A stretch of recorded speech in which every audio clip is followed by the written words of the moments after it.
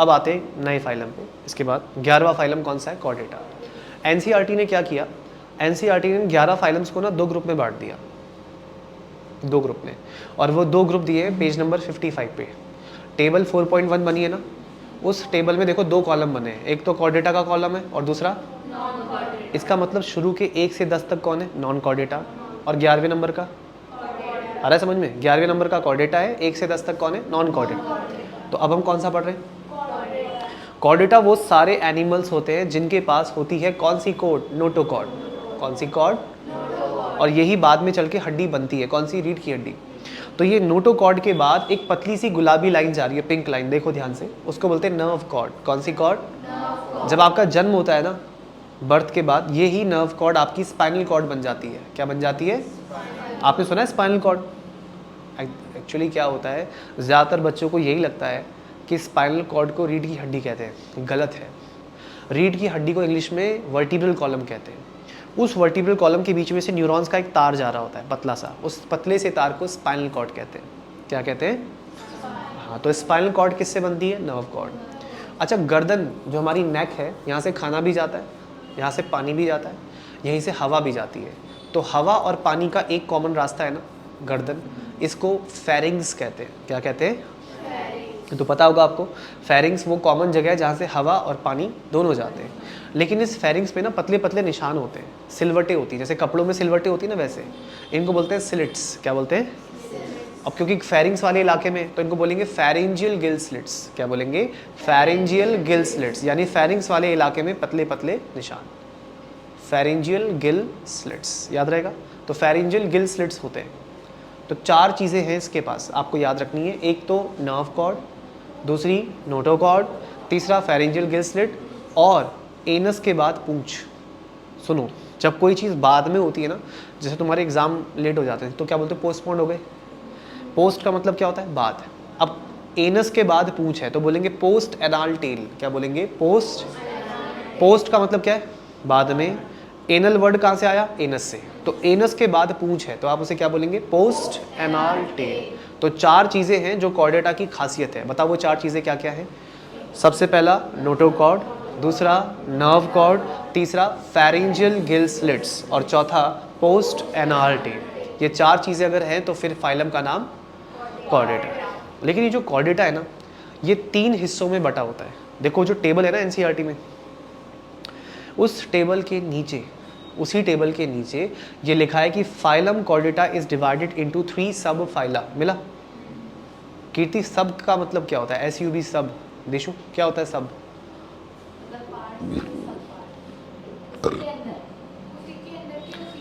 ये काटना पड़ता है ना वीडियो में से, डकार वगैरह बहुत गुस्सा होता है। पता कैसे लगेगा कि डकार मारी थी? ऐसे ट्रिमिंग करनी पड़ती है बाद में। हाँ, सब का मतलब बता रहे थे आप। सब का मतलब होता है बिलो, नीचे। भजनपुरा गए हो? भजनपुरा की जो मेन रोड है उसके नीचे से एक रास्ता है, उसको सबवे कहते हैं। क्या कहते हैं?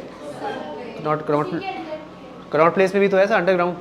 तो याद रखना, सब का मतलब बिलो होता है। जैसे एक रैंक होती है पुलिस में जिसे इंस्पेक्टर कहते हैं, लेकिन उसके नीचे जो होता है, समझ में आया? सब का मतलब हमेशा नीचे होता है।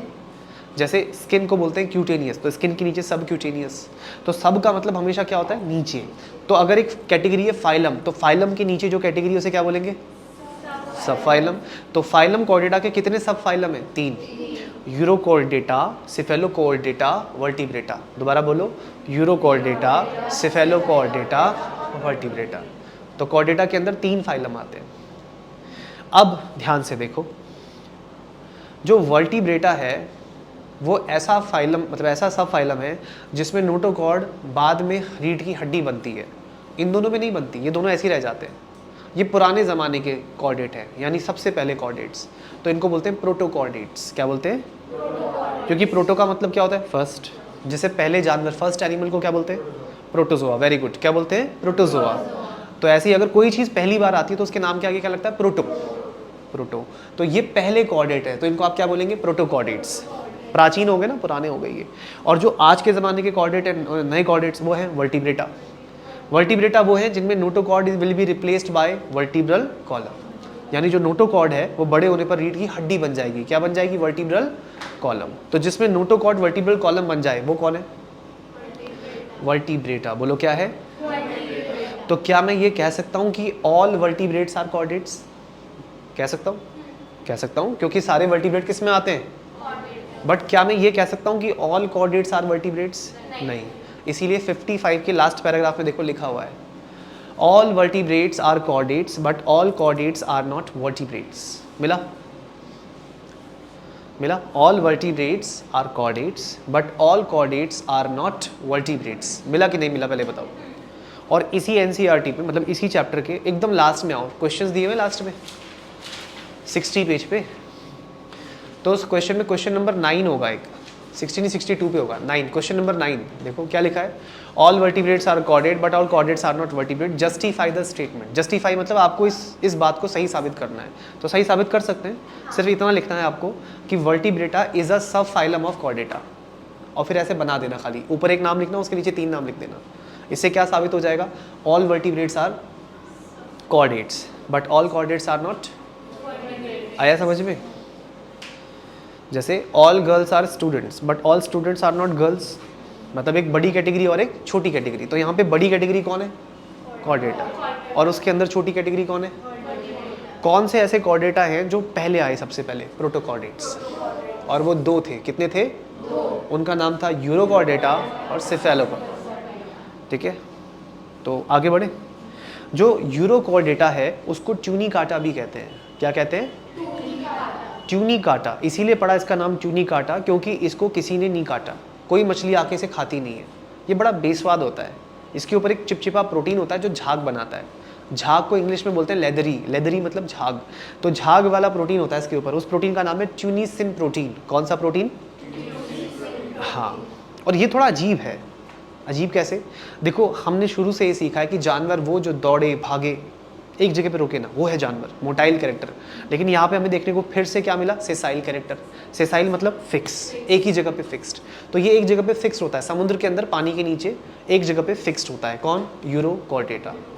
लेकिन सारे नहीं, वयस्क जो अडल्ट होते हैं, जो बच्चे होते हैं इनके, वो तो मोटाइल होते हैं, वो केचुए जैसे यहाँ से वहाँ भागते रहेंगे। इनके बच्चे जो होते हैं वो मोटाइल होते हैं, लार्वा। लेकिन जो अडल्ट होता है वो सेसाइल होता है। इसका मतलब बच्चा पेरेंट जैसा। तो डेवलपमेंट कैसा है? आ रहा है समझ में? डेवलपमेंट कैसा है? इनडायरेक्ट, क्योंकि बच्चा पेरेंट जैसा नहीं दिख रहा। अब ये जो लार्वा है ये अडल्ट बन रहा है। लार्वा से अडल्ट बनने की प्रोसेस को मेटामॉर्फोसिस कहते हैं। क्या कहते हैं? मेटामॉर्फोसिस। आपको पता है बटरफ्लाई कैसे बनती है? बटरफ्लाई कैटरपिलर से बनती है। किससे बनती है? अब बटरफ्लाई और कैटरपिलर क्या दिखने में एक जैसे हैं? इसका मतलब कैटरपिलर लार्वा है और बटरफ्लाई अडल्ट है।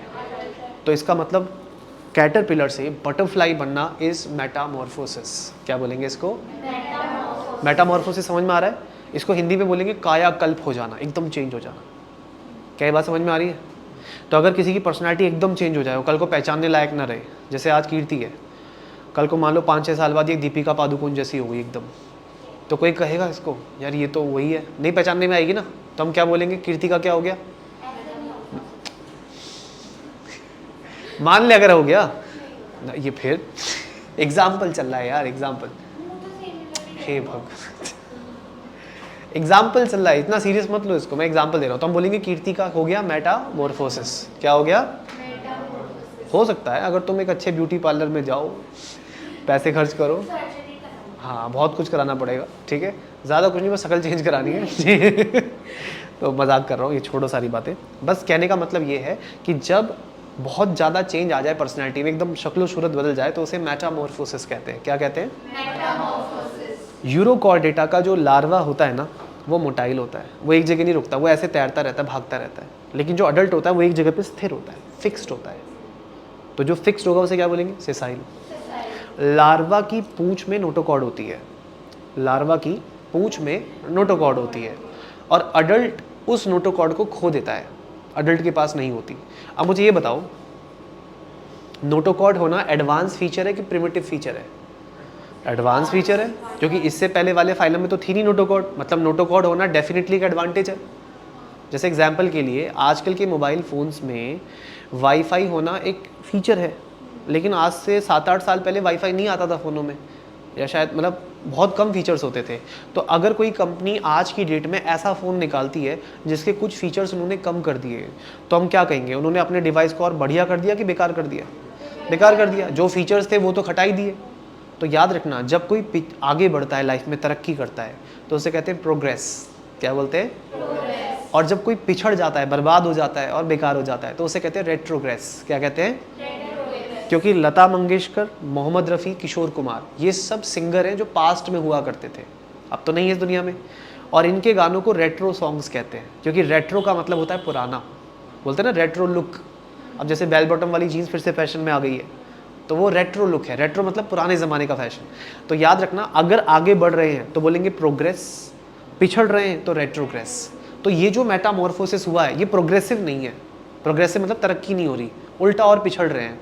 लार्वा के पास नोटोकॉर्ड थी, अडल्ट है वो भी खो दी, तो इसको क्या बोलेंगे? Retrogressive Metamorphosis. क्या बोलेंगे? रेट्रोग्रेसिव। इसका मतलब ये हुआ कि लार्वा ज़्यादा बेटर था अडल्ट से। तो ऐसे मेटामॉर्फोसिस को आप क्या कहेंगे? Retrogressive Metamorphosis. लार्वा कैसा है? मोटाइल। अडल्ट कैसा है? सेसाइल। और अडल्ट के ऊपर एक चिपचिपा प्रोटीन है, लेदरी झाग वाला, क्या नाम है उसका? ट्यूनिसिन प्रोटीन। कौन सा प्रोटीन? और इसीलिए नाम पड़ा है ट्यूनिकाटा, क्योंकि इसी को किसी ने नहीं काटा। क्यों नहीं काटा? क्योंकि नाम है इसका ट्यूनिकाटा, ट्यूनिकाटा। और ट्यूनिकाटा इसलिए क्योंकि इसमें प्रोटीन कौन सा है? ट्यूनिसिन। ये झाग वाला होता है। झाग वाला मतलब लेदरी। आया समझ में? इसकी एग्जाम्पल याद करना बहुत आसान है। तुम्हें बस ये याद करना है कि यूएसए में चलते हैं डॉलर्स, जैसे इंडिया में चलता है रुपीस, यूएसए में क्या चलते हैं? तो यू से, देखो ध्यान से, यू से हो जाएगा यूरोकॉर्डेटा, एस से साल्पा, ए से असीडिया और डी से डोलियोलम। डॉलर से डोलियोलम हो जाएगा। देखो ध्यान से बुक में, क्या यही एग्जाम्पल दिए हुए? मैच हो रहे हैं? मैच हो रहे कि नहीं हो रहे? तो सारे एग्जाम्पल याद हो गए आपको, किसके? यूरोकॉर्डेटा के। कैसे याद करेंगे? यूएसए में चलते हैं डॉलर्स, तो यू से क्या हो जाएगा? यूरोकॉर्डेटा, एस से साल्पा, ठीक है, ए से असीडिया और डॉलर से डोलियोलम। हो गए सारे कवर? कोई डाउट?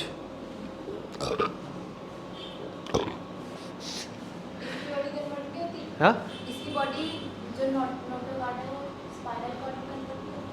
इसका नोटोकॉर्ड स्पाइनल कॉर्ड नहीं, इसका नहीं होता।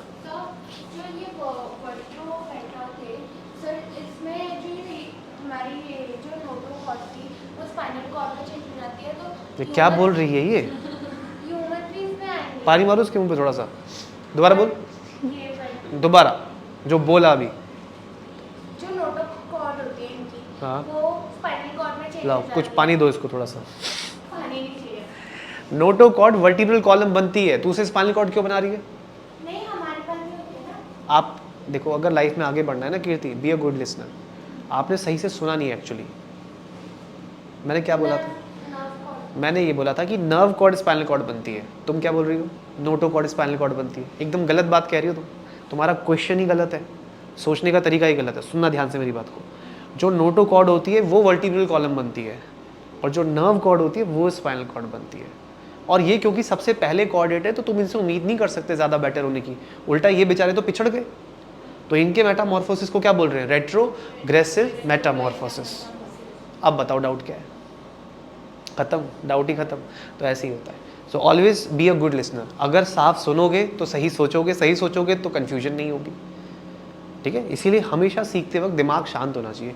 जितना शांत दिमाग रहेगा उतनी लर्निंग अच्छी होती है, ओके? और अगर आपको कहीं भी किसी भी टॉपिक में डाउट लगता है मेरे बताते वक्त, जब मैं एक्सप्लेन कर रहा हूँ, जस्ट रेज योर हैंड, ठीक है? मैं वहीं पे रुक कर उस चीज़ को पूरा करूँगा। बट जब तक मैं टॉपिक कंप्लीट नहीं करता तब तक थोड़ा वेट करो। हो सकता है मैं वो चीज़ आगे ही बताने वाला हूँ जो आपको डाउट आ रहा है। ओके, नेक्स्ट है सिफेलोकॉर्डेटा। अगला क्या है? सिफेलो पहली बार सुन रहे हैं, पहले भी सुन चुके हैं? सुन चुके हैं। याद करो, ऑक्टोपस नहीं पढ़ा था? उसमें नहीं पढ़ा था सिफेलोपॉड्स? याद करो। बायोलॉजी पढ़ने का बेस्ट तरीका क्या है? एटाइमोलॉजी, यानी शब्द के अर्थ पे जाना। तो वहाँ मैंने आपको सिफेलोपॉड पढ़ाया था, मतलब जिनके सर से पैर निकलते हैं। तो सिफेलो मतलब क्या हुआ? हेड। हेड सर होता है, याद रखना। सिफेलो का मतलब होता है हेड।